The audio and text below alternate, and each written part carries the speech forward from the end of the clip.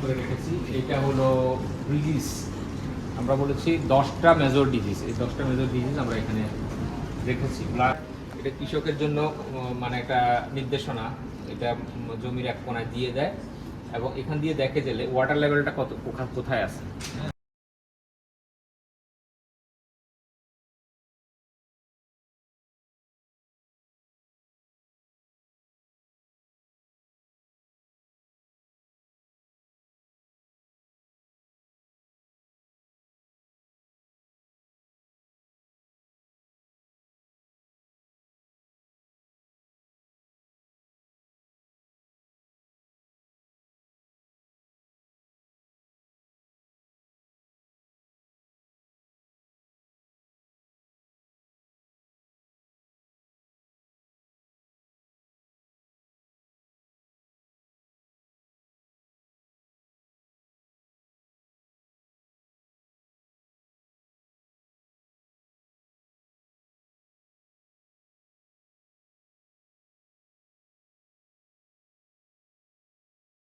তার আগে আপনার যেটা যে সিকোয়েন্সিং করতে হবে। আপনি যদি নিজে high throughput molecular marker design করতে চান তাহলে সিকোয়েন্সিং করতে হবে। এবং সিকোয়েন্সিংটা আমাদের ফ্রিজার মেশিন অন্যান্য আছে, ছোটোখাটো ল্যাব। এছাড়া আমাদের এটা অনেক বড় ডিভিশন, অনেক আমাদের আমরা স্পিড বেকিং সেন্টার আমরা ডেভেলপ করছি। আমাদের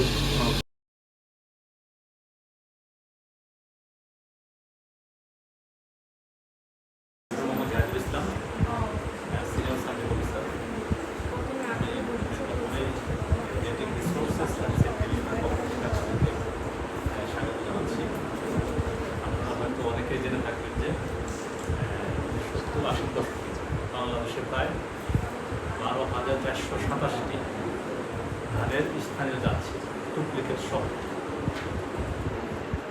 এখন এই জাতগুলো কিন্তু হারিয়ে যাচ্ছে। কিন্তু যদি জারের গায়ে কোনো বাতাস থেকে থাকে, এটা আর্দ্রতা শোষণ করে পিং বর্ণ ধারণ করে আসে। এরকম কিন্তু আমাদের আছে।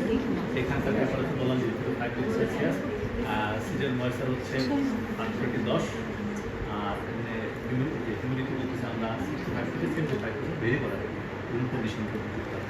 ঠিক আছে, এটা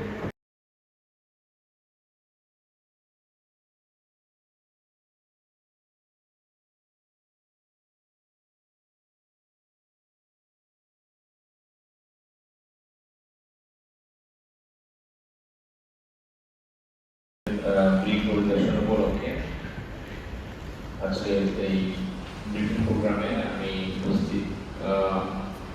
যদি আরেকটু দেখি বাই চার্টটা দিতে, আমরা বলছি রাইস ইজ লাইফ। কেন বলছি? লজিক কি বিহাইন্ড মানে পাই চার্ট, আমাদের লজিকটা হচ্ছে আমরা যদি পাই চার্টটা 100% ধরি, 100% এরিয়ার 80% about 80% এরিয়া স্যালাইটি আছে।